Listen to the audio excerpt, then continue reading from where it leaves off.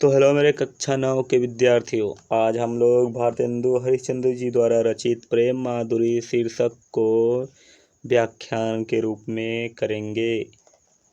मुझे जानकर खुशी होगी कि आपको यदि अच्छा लगे तो इस चैनल को सब्सक्राइब कर लीजिएगा, ठीक है। और उससे भी अच्छा लगे तो शेयर कर दीजिएगा, ठीक है। चलिए आइए पहले हम लोग पढ़ लेते हैं कि कूके लगी कोयली कदमन पे बैठी फेरी धोए धोए पात हिली हिली सरसे लगे। बोले लगे दादुर मयूर लगे नाची फेरी देखी के संजोगी जन ही हर से लगे। हरि भाई भूमि सिरी पवन चलन लागी लखी हरिचंद फेरी प्राण तरसे लगे। अब फेरी झूमी झूमी बरसा की ऋतु आई फेरी बादल निगोरे झुकी झुकी बरसे लगे। ठीक है, तो इसका कुछ इस तरह से गाया जाएगा। ठीक, इसका संदर्भ जान जाइए कि प्रस्तुत पद्य पंक्तियाँ हमारी पाठ्य पुस्तक हिंदी में संकलित अर्थात हिंदी में संकलित प्रेम माधुरी शीर्षक से लिया गया है। ठीक है, जिसके लेखक भारतेंदु हरिश्चंद्र जी हैं। ठीक है, प्रसंग है कि कवि ने इस छंद में वर्षा ऋतु के आने पर, जो भारतेंदु हरिश्चंद्र जी है, इस छंद में अपने छंद में वर्षा ऋतु के आने पर उसके प्राकृतिक दृश्यों का सुशोभित ढंग से सुंदर ढंग से वर्णन किया है। ठीक है, तो व्याख्या देखिए कि वर्षा आने पर कोयले फिर कदम के वृक्षों पर बैठकर कूकने लगती है। वर्षा आने पर जो कोयले हैं कदम के वृक्षों पर मतलब बैठ के फेरी मतलब पुनः कूकने लगी हैं। ठीक है, वर्षा ऋतु के आने पर कोयले फिर कदम के वृक्षों पर बैठकर बोलने लगनी है, कूकने लगनी है।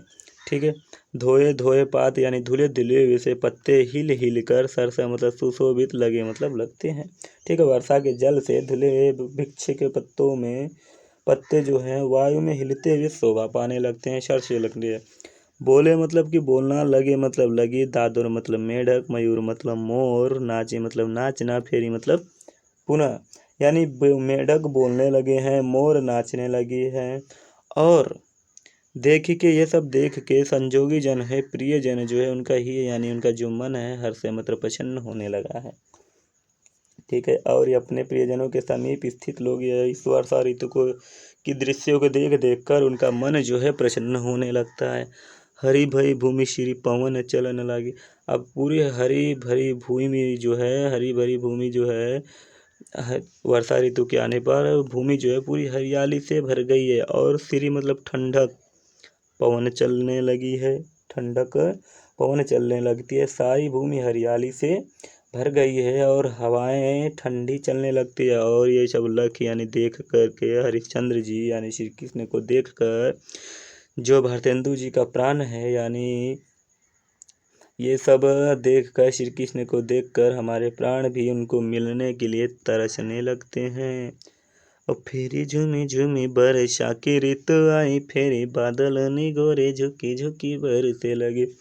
फेरी मतलब पुनः, झूम मतलब झूम झूम के, वर्षा की ऋतु मतलब कि मौसम जब आती है न पुनः, और झूमते हुए बादलों के साथ यह वर्षा की ऋतु फिर आ गई है।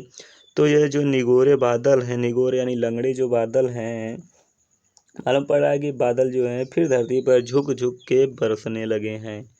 ठीक है, इसका काव्यगत सौंदर्य कुछ इस तरह से होगा कि जो भाषा इसमें है सरसता एवं प्रवाह है। ठीक है, शैली चित्रात्मक है एवं वर्णनात्मक है, अलंकार अनुप्रास पुनरुक्ति अलंकार है। ठीक है, और रस श्रृंगार है। ठीक, अगला देख लेते हैं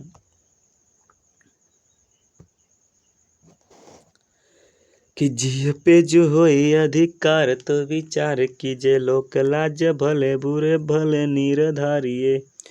हो नैन श्रवण कर पग सब पर बस भय उते चली जाते इन्हें कैसे के समारिये। हरिचंद भई सब भांति सुपाराई हम इन्हें ज्ञान कहीं कहो कैसे के निबारिये। मन में रहे जो ताही दीजिए बिसारी मन हरे आप बस जामे ताही कैसे के बिसारिये। ठीक है, अब इसमें क्या है कि गोपियाँ उद्धव के सम्मुख सामने अपने श्री कृष्ण प्रेम जनिक विवशता का वर्णन करती है। ठीक है, गोपियाँ कहती हैं कि हे उद्धव, यदि हमारा अपने मन पर अधिकार होता, यदि हमारा जिए यानी अपने मन पे अधिकार होता तो हम कुछ विचार कर पाते, लोकलाज के भलो बुरो, अच्छे बुरो भले का निर्धारण कर पाते। ठीक है।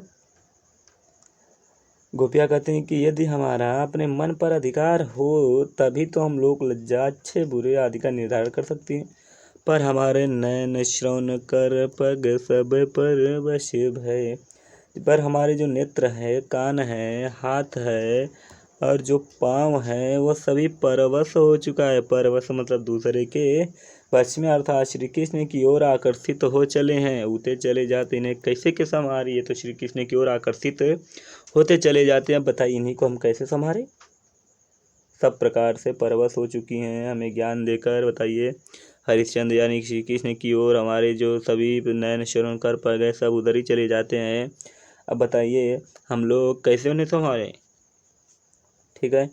अब बोले कि श्री कृष्ण भाई सब भांति से ऊपर आई है, सभी भांत से सभी प्रकार से हमारे सब ज्ञान इंद्रियां उनके ओर चली जाती है। अब इन्हें बताइए कि अब क्या ज्ञान देके अब इन्हें बताइए कि आप क्या ज्ञान देके, क्या उपदेश देके निवारिएगा क्या विमुख कर पाइएगा। अरे मन में रहे जो ताई दीजिए विसारी, मन जो मन में बसा है उसे तो बुलाया जा सकता है, उसे तो विसारी जा सकता है, लेकिन आप बसे जामी ताई कैसे कि विसारी, किंतु स्वयं मन जिसमें बसा हुआ है उसे कैसे बुलाया जा सकता है। स्वयं मन जिसमें बसा है उसे कैसे बुलाया जाता है। देख लीजिए भाषा जो है भावन रूप है, शैली भावुकता है, अलंकार अनुप्रास अलंकार की योजना है, छंद कवित्व है। ठीक है। अगला पद क्या है देख लेते हैं। अगला छंद है कि हो यह संग में लागी ये डोले सदा। वाह कितना सुंदर है, आप लोग भी गाइएगा। हो यह संग में लागी ये डोले सदा, बिन देखे न धीरज आनती है, छीनहि जो वियोग परे हरिचंद, तो चाल प्रलय की सुठानती है। बरुनी में थिर न जपे पल में न समाई बो जानती है, पिया प्यारे तिहारे निहारे बिना आँखियाँ दुखियाँ नहीं मानती है। ठीक है। देखिए कि कवि वियोगिनी गोपियों के नेत्रों की विवशता का मार्मिक वर्णन किया है। ठीक। गोपियाँ कहती हैं कि हे प्रिय हमारी ये आंखें सदा आपके संग संग लगी रहती है, यह संग में लागी ये डोले सदा, हमारी जो आंखें हैं आपके सदा हमेशा संग संग ही डोली रहती हैं। आपको देखे बिना इनको धीरज, इनको चैन नहीं आता है, नहीं पड़ता है। यदि आप छिनहु अर्थात क्षण भर को भी वियोग यानी अलग हो जाते हैं तो ये चाल प्रलय के सुठान लेती है, ये चाल प्रलय कर लेती है। प्रलय यानी अर्थात आंसू बरसाना प्रारंभ कर देती है। ये तो बरुनी में न तो स्थिर रह पाती है, न स्थिर यानी स्थिर रह पाती हैं, और कभी बंद होती हैं, कभी उझपे यानी कभी खुलती हैं। पलकों में तो इनको समाना मालूम पड़ता है कि आता ही नहीं है। ठीक है। हमारे प्यारे हे प्रिय, आपको देखे, आपको तिहारे और निहारे, आपको देखे बिना ये जो अखियाँ हैं, हमारी दुखी अखियाँ हैं, ये नहीं मानती हैं। अर्थात हे प्रिय आपको देखे बिना हमारी आंखें नहीं मानती हैं। ठीक है। काव्य का सौंदर्य जान जाइए कि भाषा जो है ब्रज है, शैली अलंकारिक है और चमत्कारिक है। ठीक है। मुहावरे में जो मुक्त भाव से प्रयोग हुआ है, जैसे रंग संग डले, धीरज न लाना, प्रलय की चाल ठानना आदि में जो है रस वियोग श्रृंगार है, गुण माधुर्य है और छंद सवैया है। ठीक। अगला देखते हैं कि पहिले बहु भांति भरोसो दयो, बही हमलाई मिलावती है, हरिचंद भरोसे रही उनके सखिया, जो हमारी कहावती है, अब वे जुदा हो रही हमसे, उलटो मिल के समझावती हैं। पहिले तो लगाए के आग हरी, जल को आप ही अब धावती है। ठीक है। अब इसमें क्या है कि प्रसंग है, इस सवैये में श्री कृष्ण के वियोग में व्याकुल एक गोपी अपनी सखियों को समझाने पर उपालंब दे रही है। उपालंब दे रही है यानी विश्वास करवा रही है कि हे सखी, पहले तो तुम हमें तरह तरह से भरोसा दिलाती थी। पहले बहुभांति कि हे सखी, तुम हमें पहले तरह तरह से भरोसा दिलाती थी कि अब ही हम लाई मिलावती हैं, अब ही हम श्री कृष्ण को लाकर तुमसे मिला देती हूँ। ठीक है। अब हरिचंद्र भरोसे रही उनके, जो मेरी अपनी सखियाँ कहलाती हैं, जो मेरी अपनी सखियाँ कहावती हैं, मैं उनके ऊपर ही विश्वास कर बैठी पर हूँ लेकिन अब वही मुझसे अलग हो रही है, अब वही जुदा हो रही है हमसे, अब मुझसे अलग हो रही है। श्री कृष्ण की मिलाने की अपेक्षा उल्टा मुझे मिल कर के समझाती हैं। अरे सखी, इन्होंने तो पहले मेरे हृदय में प्रेम की आग भड़का दी, अब उसे बुझाने के लिए स्वयं ही दौड़ रही हैं। यह कहाँ के न्याय है। ठीक है। अगला पद है कि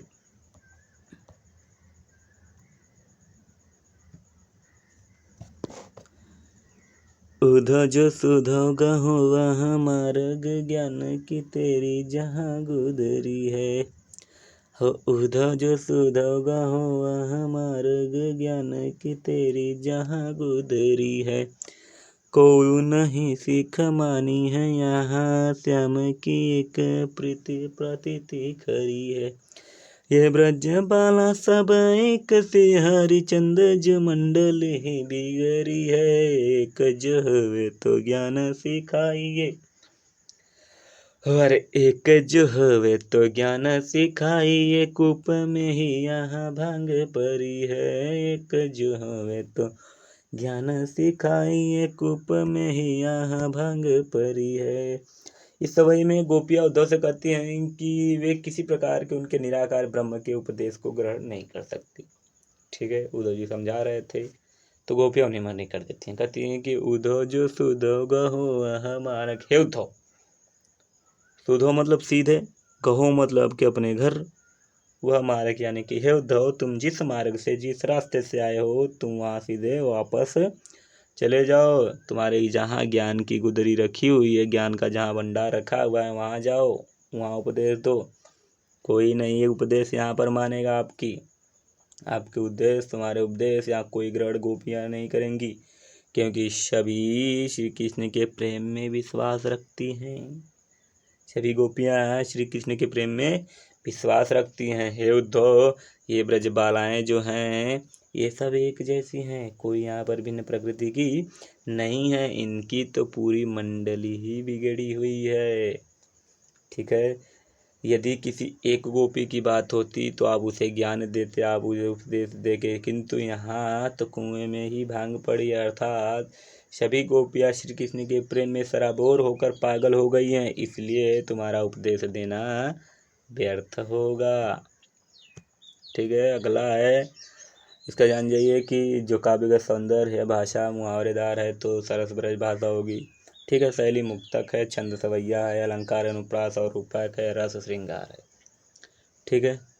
अगला देखते हैं कि सखियायो बसंत ऋतु न को कंत। वाह। हो सखियायो बसंत ऋतु न को कंत, चहु दिशि फूल रही सरसो। बर शीतल मंद सुगंध समीर, सतावन हार भयो गरसु। अब सुंदर सावरो नंद किशोर, कहे हरिचंद गयो घर सो। परसों को बिताए दिए बरसो, तरसो कब पाए पिया परसो। ठीक है। इसमें कि सवई में बसंत ऋतु के आगमन पर, बसंत ऋतु के आने पर गोपियों का विरह व्यग्रता का चित्रण किया गया है। अब इस गोपियाँ श्री कृष्ण की विरह में पीड़ित होकर दूसरी सखी अपनी मनोव्यथा को व्यक्त करती हुई कहती है कि हे सखी, ऋतुओं का स्वामी, ऋतुओं का कंत अर्थात स्वामी, ऋतुओं का स्वामी जो है बसंत ऋतु आ गया है, और चारों दिशाओं में चहुदिशी मतलब कि चारों दिशाओं में पीली पीली सरसों के फूल खुल रहे हैं। ठीक है, चारों दिशाओं में पीली पीली सरसों के फूल खिल रहे हैं। अत्यंत सुंदर शीतल मंद और सुगंधित हवाएं बह रही है। ठीक है, बर शीतल मंद सुगंध समीर, अत्यंत सुंदर शीतल मंद और सुगंधित हवाएं चल रही है। किंतु जो बसंत का मौसम है, किंतु जो बसंत का ऋतु मादक है, वातावरण श्री कृष्ण के बिना मुझे पूर्ण रूप से कष्टदायक प्रतीत होता है। हार भयोगर तो। ठीक है, नंदन श्री कृष्ण हमसे बताकर गए थे। अब वो जो श्यामला नंद किशोर के बाबा हैं, अर्थात नंद किशोर के जो लाल हैं, मुझे बता के गए थे घर से कि मैं परसों तक मथुरा लौट आऊँगा। मैं तो अपने प्रीतम के चरणों को स्पर्श करने के लिए तरस रही हूँ। वो तो मुझसे बता के गए थे कि मैं परसों मथुरा लौट आऊँगा, पता नहीं कब उनके दर्शन होंगे। मैं तो उनके चरणों को स्पर्श करने के लिए तरस रही हूँ। मुझे बता के गए थे घर से कि मैं परसों को चला आऊँगा, लेकिन वो परसों को बरसों में बिता दिया। कितनी साल बीत गए लेकिन वो अभी तक आया नहीं, है ना। कब पाए पिया परसों, मैं उनके चरणों को स्पर्श करने के लिए तरस रही हूँ। पता नहीं उनके दर्शन कब होंगे। अगला देखते हैं। होई न दुखिया न को न चैन सपने हो मिले, तासो सदा व्याकुल बिकल यकुल आएंगी। प्यारे हरिचंद जो की अवधि जाने अवधि, प्राण चाहत चल पे तो संग न समाएंगी। देखो एक बार नैन नैन भरी तो है आते, जौन जौन लोक जाए तहाँ पछताएंगी। बिना प्राण प्यारे भय दरस तुम्हारे हैं, मरे हूँ पे आँखें खुली ही रह जाएंगी। इन दुखिया न कौन चैन सपने हूँ मिले। ठीक है, ऊपर वाले का वही जानते, भाषा सरस मुक्तक है, सवैया छंद है, अलंकार अनुप्रास रूपक और रस श्रृंगार है। ठीक है, और गुण इसमें माधुर्य है। ठीक, अभी देखते हैं कि इस सवैये में श्री कृष्ण के विरह में व्याकुल गोपियों के नेत्रों की व्यथा का मार्मिक चित्रण किया गया है। विरहणी गोपियाँ कहती हैं कि प्रीतम श्री कृष्ण के विरह व्याकुल लेकर इन नेत्रों के छुपने में भी शांति नहीं मिलती है। अब जो गोपियाँ हैं श्री कृष्ण के प्रीतम जो श्री कृष्ण है, उनका आकुल होकर कहते हैं कि जो हमारे नेत्र हैं आपको स्वप्न में भी नहीं देख पाती है तो उनको चैन भी नहीं मिल पाता है। ठीक है, क्योंकि उन्होंने कभी स्वप्न में श्री कृष्ण के दर्शन नहीं किए, इसलिए सदा प्रिय दर्शन के व्याकुल के लिए होते रहते हैं। ताशो सदा यानी हमेशा प्रिय दर्शन के अर्थात श्री कृष्ण के दर्शन में बिकल आकुलाएंगे। बिकल यानी व्याकुल रहती हैं। अब प्यारे चंद हरिजू की बीती जानी अवधि जान, अभी प्रीतम के लौट आने की अवधि को बीतती हुई जानकर मेरे प्राण इस शरीर से निकल जाना चाहते हैं। ठीक है, श्री कृष्ण के लौट आने के समय बीतती हुई जा रही है। ठीक है, ये सब जानकर मेरे शरीर अर्थात गोपिया कहती कि मेरे शरीर से प्राण यानी इस शरीर से प्राण निकल जाना चाहता है, परंतु मेरे मरने पर भी देखो एक बार चैन सपने मिले, परंतु मेरे मरने पर भी नेत्रों के प्राणों के साथ नहीं जाना चाहती, क्योंकि इन्होंने अपने प्रीतम श्री कृष्ण को जी भर के नहीं देखा है। नैन भरी तो आते, क्योंकि ये श्री कृष्ण को जी भर के अभी नहीं देखा है, इसलिए मरने के बाद भी ये साथ में नहीं जाना चाहती हैं। इसलिए किसी भी लोक में ये नेत्र जाएंगी, जौन जौन लोक जाएं जहाँ पछताएंगी, जिस भी लोक में ये नेत्र जाएंगी वहाँ पश्चाताप करेंगी। हे उद्धव, तुम श्री कृष्ण से कहना है कि हमारे नेत्र मृत्यु के पश्चात भी तुम्हारे दर्शन की प्रतीक्षा में खुले रहेंगे। बिना प्राण प्यारे भय दरस तुम्हारे, यानी कि तुम्हारे दर्शन के बिना यदि हम मर भी जाते हैं तो जो हमारी आँखें हैं मृत्यु के बाद भी खुली की खुली ही रह जाएंगी, आपकी प्रतीक्षा में, आपको देखने के लिए, आपकी दर्शन करने के लिए। ठीक है, यदि पसंद आया है तो चैनल को सब्सक्राइब कर दीजिएगा दोस्तों। चलते हैं अगले चैप्टर पे।